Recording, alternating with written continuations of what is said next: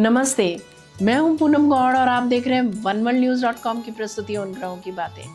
आज के प्रोग्राम में बताऊंगी आज का पंचांग, हर राशि का राशिफल, कहानी किस्से में छठ पूजा के तीसरे दिन की जो पूजा है संध्या अर्घ, उसकी चर्चा करूंगी और आखिर तक मेरे साथ जुड़े रहिएगा। जिनका जन्मदिन है उनका वर्षफल बताऊंगी और साथ में साल भर के उपाय भी।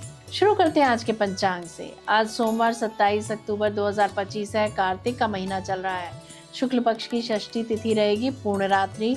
मूल नक्षत्र रहेगा दोपहर 1:27 तक और उसके बाद में पूर्वाषाढ़ा। अतिगंड योग रहेगा प्रातः 7:27 तक और उसके बाद में सुकर्मा योग। 1.5 घंटे के लिए राहु काल रहेगा प्रातः 7:30 बजे से 9 बजे तक। रवि योग रहेगा दोपहर में 1:27 से 28 अक्टूबर प्रातः 6:30 बजे तक। दिशा शूल रहेगा पूर्व। आज छठ पूजा है, आज सूर्य समारंभ है। आज कहानी किस्से में संध्या अर्घ यानी तीसरे दिन, छठ पूजा के तीसरे दिन की चर्चा करूंगी। बात करते हैं राशिफल की। मैं यह बता देती हूँ कि मैं राशिफल चंद्र राशि से या नाम अक्षर से बताती हूँ। शुरू करते हैं मेष राशि से। दोपहर 1:30 बजे तक कला से संबंधित कार्यों में मन लगेगा। शेयर मार्केट से, सट्टे से, लॉटरी से लाभ होता दिख रहा है। इसके उपरांत वाक्पटुता से लाभ होता दिख रहा है। लोन लेकर सोना खरीद सकते हैं आप। बिजनेस में आप कुछ एम्प्लॉइज को भर्ती कर सकते हैं। समाज सेवा के कार्यों में व्यस्त रह सकते हैं। वृषभ राशि। दोपहर 1:30 बजे तक परिवार के साथ समय अच्छा बीतेगा। शिक्षा संबंधी किसी प्रोजेक्ट में व्यस्त रह सकते हैं। इसके उपरांत कला में, खेल में, धर्म के कार्यों में रुचि बढ़ सकती है। गहराई से किसी बात पर चिंतन कर सकते हैं आप। किसी विषय पर वकील से सलाह ले सकते हैं। संतान को कंपटीशन में सफलता मिलती दिख रही है। मिथुन राशि। दोपहर 1:30 बजे तक लेखन के कार्यों में मन लगेगा। ट्रांसफर ऑर्डर मिल सकते हैं। छोटी यात्रा पर जाने का मौका मिलेगा। इसके उपरांत गुप्त गतिविधियों की प्लानिंग कर सकते हैं आप। शेयर मार्केट को लेकर कोई महत्वपूर्ण निर्णय ले सकते हैं। प्रेम प्रसंग बढ़ेंगे। कर्क राशि। दोपहर 1:30 बजे तक सोना खरीद सकते हैं आप। वाणी से धन लाभ होता दिख रहा है। परिवार के साथ समय अच्छा बीतेगा। इसके उपरांत यात्रा के योग बन रहे हैं। व्हाट्सएप पर मित्रों से या बड़े भाई बहनों से हंसी खुशी की बातें हो सकती हैं। भाग्य आपके साथ है। अगर कोई कोर्स किया है तो सर्टिफिकेट मिलने से प्रसन्नता होगी। सिंह राशि। दोपहर 1:30 बजे तक आप अपने बारे में सोचेंगे। अपने विचार, अपनी शक्ति व रुतबे का बखान कर सकते हैं। इसके उपरांत लेखन से, गहरी और समझदारी की बातों से लाभ होता दिख रहा है। कोई हाई प्रोफाइल पोस्ट से लाभ की संभावना बन रही है। स्थानांतरण के लिए कुछ एडवांस ले सकते हैं आप। कन्या राशि।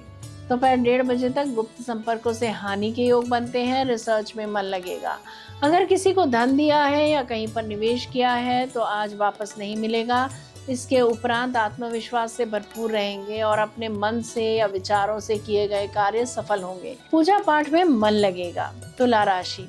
दोपहर 1:30 बजे तक भाग्य आपके साथ है। कोई एग्रीमेंट साइन कर सकते हैं। किसी कोर्स में बड़ी सफलता मिलती दिख रही है। इसके उपरांत मेडिटेट करें और अपने इष्ट से जुड़ें। वृश्चिक राशि। दोपहर 1:30 बजे तक नाम और हाई प्रोफाइल जॉब मिल सकती है।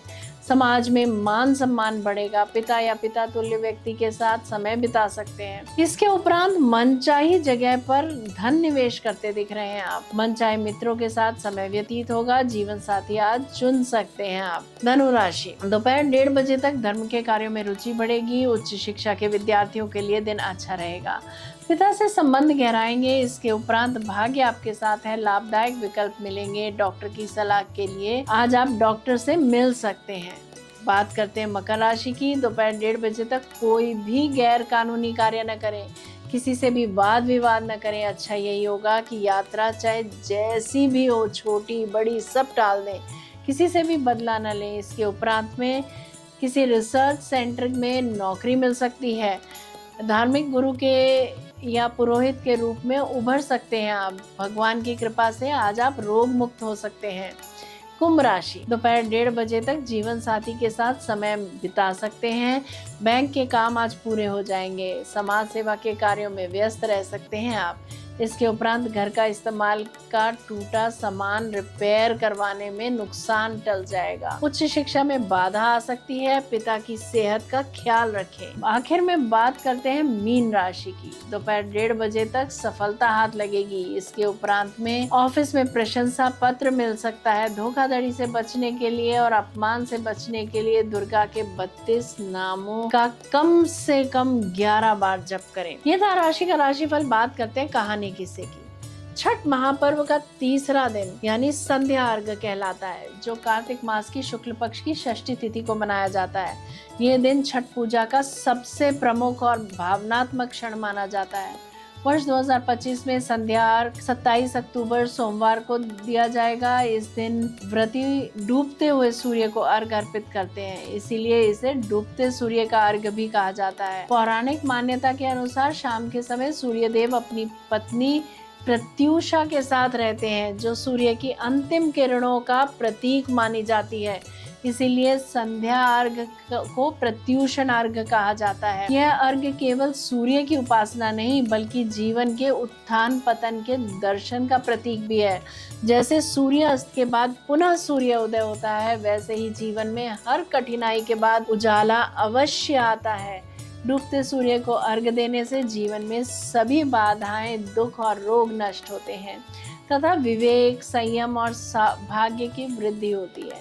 साल 2025 में संध्या अर्घ का शुभ समय रहेगा शाम को 5:40 से। नानानुसार कुछ भिन्न हो सकता है। इस अर्घ का विशेष महत्व इसलिए भी है क्योंकि ये दिन सूर्य देव के अस्ताचल गमन का प्रतीक होता है और इस क्षण भक्त अपनी प्रार्थना के माध्यम से सूर्य से कृपा की याचना करते हैं। संध्या अर्घ की तैयारी भोर से ही शुरू हो जाती है। व्रती स्नान कर पवित्र वस्त्र धारण करते हैं और पूजा सामग्री तैयार करते हैं। बांस की टोकरी में ठेकुआ, मौसमी फल, केला, सेब, अंगूर, गन्ना, मूली, नारियल, चावल के लड्डू, दीपक और फूल रखे जाते हैं। लोटे में गंगा जल, कच्चा दूध, लाल चंदन, अक्षत और कुश डालकर अर्घ हेतु जल तैयार किया जाता है। सूर्यास्त के समय व्रती जल में खड़े होकर सूर्य की दिशा में मुख करते हुए और मंत्रोच्चारण के साथ साथ धीरे धीरे जल अर्पित करते हैं। यह क्षण अत्यंत भावनात्मक होता है, अब जब चारों ओर छठ माता की जय के स्वर गूंजते हैं। संध्या अर्घ से सूर्य देव की कृपा प्राप्त होती है। इससे परिवार में सुख, शांति और समृद्धि आती है। संतान को दीर्घायु और निरोग जीवन का आशीर्वाद मिलता है। यह अनुष्ठान केवल धार्मिक नहीं, बल्कि प्रकृति और सूर्य के प्रति आभार का प्रतीक भी है। यदि नदी या घाट जाना संभव ना हो तो घर की छत या आंगन में जल से भरे कुंड में भी अर्घ दिया जा सकता है। इससे पूजा का फल समान ही प्राप्त होता है। अगर निचोड़ की बात की जाए तो संध्या अर्घ छठ पूजा का हृदय है, जहां भक्त सूर्य देव को अपने जीवन, परिवार और कृतज्ञता का अर्घ अर्पित करते हैं। यही क्षण भक्ति, संयम और श्रद्धा की पराकाष्ठा का प्रतीक बन जाता है। जय श्री कृष्णा। जयराम जी की बात करते हैं जिनका जन्मदिन है। Oh, very happy birthday to you.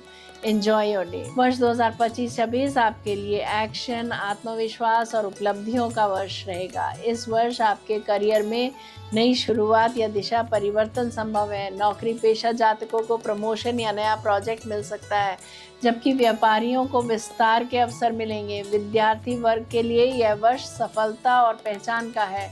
पारिवारिक जीवन में प्रसन्नता और अपनापन रहेगा। दाम्पत्य जीवन में सहयोग बढ़ेगा। हालांकि क्रोध और आवेश पर नियंत्रण रखना आवश्यक होगा। प्रेम संबंधों में गहराई आएगी और कुछ लोगों के लिए विवाह के योग बन सकते हैं। आर्थिक स्थिति में सुधार होगा। रुका हुआ धन प्राप्त होगा। स्वास्थ्य अच्छा रहेगा और आध्यात्मिक काम या तनाव से बचें। बात करते हैं साल भर के उपायों की। प्रतिदिन अनुलोम विलोम करें। आदित्य हृदय स्तोत्र का पाठ करें अथवा सुने। यदि मेरा ये प्रोग्राम पसंद आया है तो इसे लाइक, शेयर, सब्सक्राइब करें। बेल का आइकॉन जरूर दबाएं और कल फिर मेरे साथ जुड़िएगा oneworldnews.com की प्रस्तुति उन ग्रहों की बातें में। नमस्ते।